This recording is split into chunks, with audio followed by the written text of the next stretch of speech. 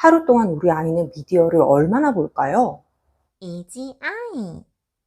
안녕하세요. 이지아이 이지쌤입니다. 여러분, 우리 하루가 24시간인데 자는 시간을 빼고도 사실은 하루가 참 깁니다. 아이를 키우다 보면 하루가 조금은 더 길게 느껴지는 것 같기도 한데요.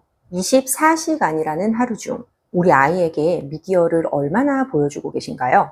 오늘은 아이에게 미디어를 과연 얼마나 보여주면 될까? 보여주면 될까? 안 될까? 언제부터 보여줘도 될까? 어떤 거는 되고 어떤 거는 안 될까?에 대한 이야기를 가지고 와봤어요.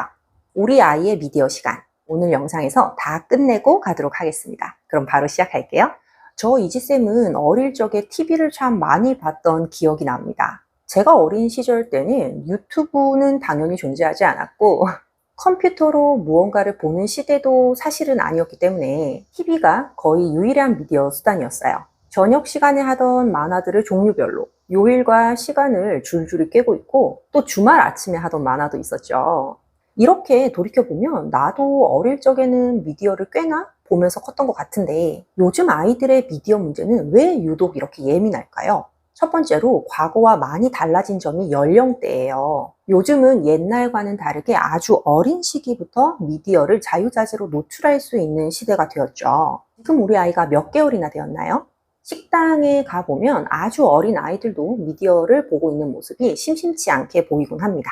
그런데 미국 소아과학회의 자료를 보면 만 2돌, 즉 24개월 이전에는 미디어를 아예 보여주지 않을 것을 권고합니다. 그 이유는 바로 뇌발달 때문이에요. 심리학자이자 생물학자인 피아제는 0개월에서 24개월까지의 기간을 감각운동기라고 불렀는데요. 감각운동기는 말 그대로 다양한 감각 자극을 아이가 받아들이면서 운동, 몸을 쓰면서 직접적으로 놀면서 발달을 해나가는 시기입니다. 이때 매우 중요한 인지 능력들이 처음 아이의 뇌 속에서 발달되고 생겨나게 되는데 이 시기는 환경에서의 자연스러운 감각들을 아이가 접하고 느끼고 외부와 상호작용을 하고 이렇게 해서 발달이 되는 시기인 거죠. 그런데 미디어라는 단방향의 과잉 자극물이 아이에게 많이 노출되게 되면 이는 뇌 발달에 긍정적이라고 볼 수는 없을 것이에요. 생후부터 시작해서 만 36개월이 되는 시기까지는 아이의 뇌 발달에 굉장히 중요한 시기입니다. 그래서 우리가 결정적 시기라는 말도 하잖아요. 이때 아이가 눈에는 잘 보이지 않지만 인지 능력이나 언어 능력, 그 외 능력들이 굉장히 빠른 속도로 많이 발달을 하게 되는데 사실 이게 가만히 있는다고 발달을 하는 것이 아니라 몸으로 많이 경험하고 또 아이가 자연스러운 상황에서 사람들과 많이 상호작용을 주고받아야 발달합니다.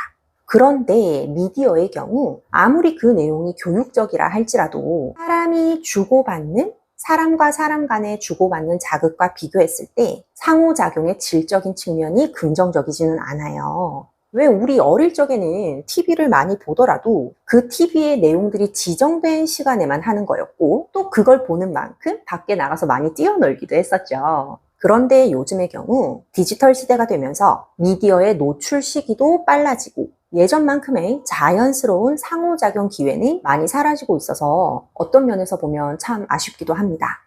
그럼 24개월까지는 감각운동기라서 몸을 많이 써줘야 된다고 했는데 그럼 25개월이 되고 나면 보여줘도 되느냐? 아까 미국 소아과학회에서 24개월 미만의 아이에게는 미디어를 보여주지 말 것을 권했다고 했잖아요.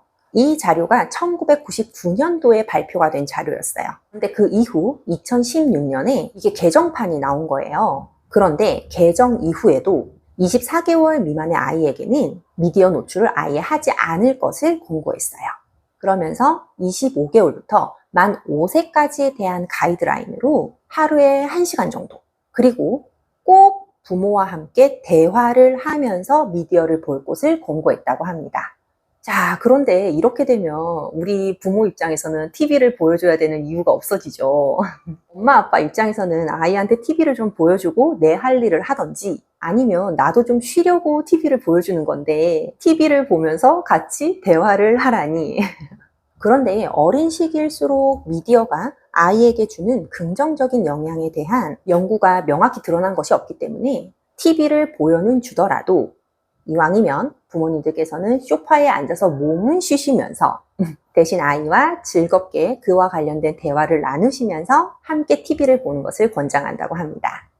네, 여기까지 이야기를 했는데 부모인 우리는 한숨만 푹푹 나옵니다. 아이에게 미디어를 제한하고 싶은 마음은 사실 누구나 굴뚝 같죠. 솔직히 미디어가 좋기보단 당연히 안 좋은 면이 많겠죠. 근데 너무 힘든 걸 어떡해요?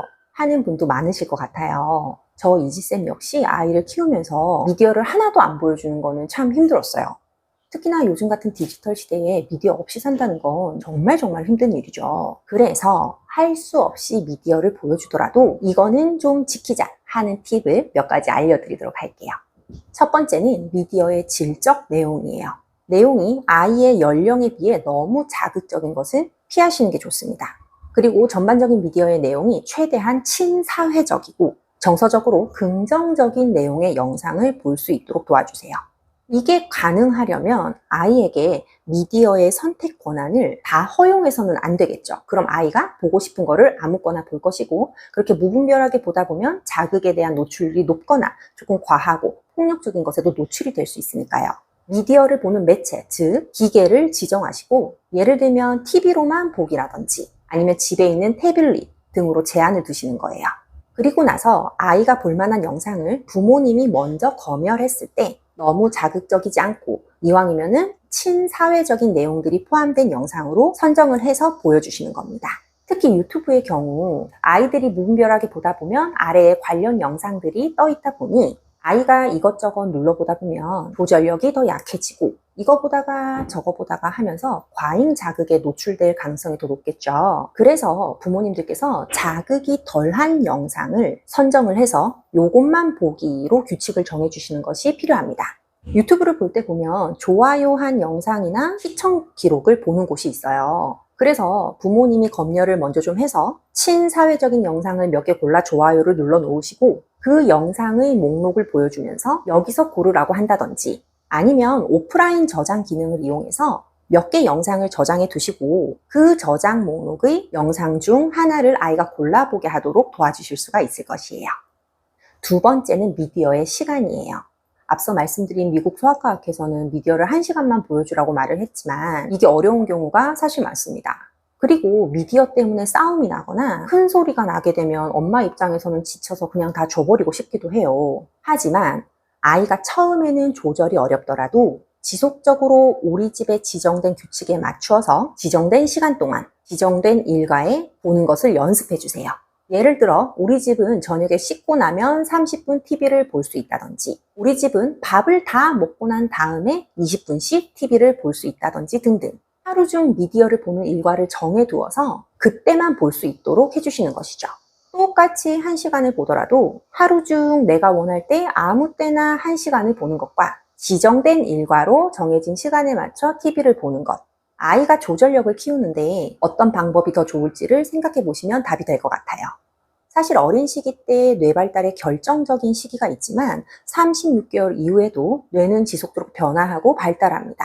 그런데 어린 시기가 중요하다는 게 무슨 의미냐면 태어나서 36개월까지는 이 뇌 발달 내에서도 자기 조절력을 키우기 위한 기초공사가 진행되는 시기예요. 기초공사가 진행되고 있다는 건 아이가 아직은 자기 조절력이 뭔지 이걸 어떻게 활용해야 되는지 그런 걸 모르고 있는 단계라는 것이죠. 이 시기 때는 최대한 미디어의 노출을 줄여주시고 또 보더라도 언제까지 본다, 몇 개까지 본다는 것을 우선은 부모가 잘 지정을 해주셔야 돼요. 그런데 이게 잘 되지 않으면 추후 아이가 보다 컸을 때 아이가 무언가를 조절하고 즉 참고 해내는데 굉장한 어려움이 뒤따를 수 있습니다. 36개월이 지나고 나면 아이의 머릿속에서 자기 조절력이 어느 정도 형성되기 시작합니다. 그래서 이때부터는 아이가 조금 숫자도 인지를 하고 개수도 인지를 할 수 있기 때문에 엄마가 그때부터는 자, 시계가 6에 갈 때까지만 우리 보는 거야. 그리고 나서 끌 거야. 라든지 자, 이 만화 2개 보고 나면 끝나는 거야. 등으로 아이에게 규칙을 정해주어서 조절력을 계속해서 긍정적으로 키워나가도록 도울 수 있어요. 그리고 가장 무서운 건 이 미디어의 노출이라는 것이 부모에게도 의존성이 생긴다는 것이에요. 미디어 보모라고 하죠. 미디어를 쓰니까 막상 너무 편한 거예요. 아이가 조절력을 키워가는 이 어린 시기의 과정에서 부모와 아이의 갈등 상황은 사실 피할 수는 없어요. 아이가 일상을 보내면서 안 되는 것이 있다라는 좌절을 경험하면서 나에게 허용되는 부분이 어디까지이고 허용 범위를 벗어나는 것은 무엇인지 이런 거를 배워나가게 되거든요. 그러면서 조절력을 기르게 되는 건데 아이 입장에서 어린 시기부터 다 잘 되어 오다가 어느 순간부터 갑자기 팍 안 된다고 하면 아이는 더 큰 화가 나고 더 참기가 힘들어지겠죠. 팝콘 브레인. 스마트폰을 많이 본 아이들이 팝콘이 팡 터질 때처럼 강한 자극에만 반응을 하고 그 외 자연적인 일상의 자극에는 반응이 떨어진 현상을 말해요. 단번에 변화가 쉽지는 않겠지만 오늘부터 하는 게 지금 이 순간 가장 빠른 거니까 영상 끝나고 나시면 우리 가족만의 미디어 규칙을 꼭 한번 만들어 보시기를 바랄게요. 오늘은 이렇게 미디어 노출에 대한 이야기를 해보았는데요. 내용이 도움되셨을까요? 도움되셨다면 구독과 좋아요 부탁드립니다. 그럼 이지쌤은 다음번 영상에서도 유익하고 도움되는 내용으로 찾아뵙도록 할게요. 감사합니다.